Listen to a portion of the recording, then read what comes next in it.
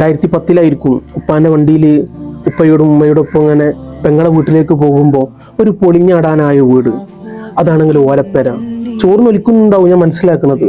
അപ്പം നിന്റെ മനസ്സിൽ ഇങ്ങനെ ഉണ്ടാവും, എന്താ പറയുക, ആ വീട് ഞാൻ വലുതായിട്ട് ഒരു ബാർപ്പുള്ള ഒരു നല്ലൊരു വീടാക്കി കൊടുക്കണം എന്നല്ലാത്തൊരു ആഗ്രഹമാണ്. ഇന്ന് 2025 15 വർഷങ്ങൾക്ക് ശേഷം ഞാൻ അതിലൂടെ സഞ്ചരിക്കുമ്പോൾ ആ വീട്ടിലേക്ക് ഞങ്ങൾ നോക്കി പോകുന്ന വഴിക്ക് എനിക്കൊന്ന് ഓർമ്മ വന്നിങ്ങനെ നോക്കിയപ്പോൾ മാഷാ അല്ലാഹ് വീടിന്ന് 2 പേരായിട്ടുണ്ട്. അപ്പൊ ഞാൻ നിന്റെ കൂട്ടുകാരനോട് രസമായിട്ട് പറഞ്ഞേ, എടാ ഞാൻ എൻ്റെ മനസ്സിൽ ഇങ്ങനെ ഞാൻ ബാർക്കുമ്പോൾ ഒരു വലിയൊരു വീട് വെച്ചുകൊടുക്കുക വിചാരിച്ചിരുന്ന വീട് ഒരു ഓലപ്പേര ഇന്ന് ബാർപ്പ് വീടായിട്ടുണ്ട്. നമ്മളെ വീട് 50 കൊല്ലമായിട്ടുണ്ട്, ഇപ്പോഴൊരു മാറ്റം വെച്ചിട്ടില്ലല്ലോ. അപ്പൊ ഞാൻ എൻ്റെ ഉള്ളിൽ നിന്നൊരു സങ്കടം, ആ വീടായതിനല്ല, എനിക്ക് ഒന്നും ചെയ്യാൻ പറ്റിയില്ലല്ലോ, ജീവിതത്തിലായിട്ടില്ലല്ലോ.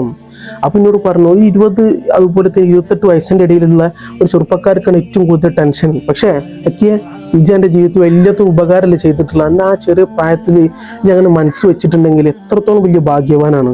അപ്പൊ ഞാൻ പറഞ്ഞപ്പോൾ ഞാൻ ചിന്തിക്കുകയാണ്, നമ്മൾ ആ ഒരാൾക്ക് ഉപകാരപ്പെടുന്ന ഒരു മനസ്സെന്ന് നമ്മൾ ചിന്തിച്ചല്ലോ.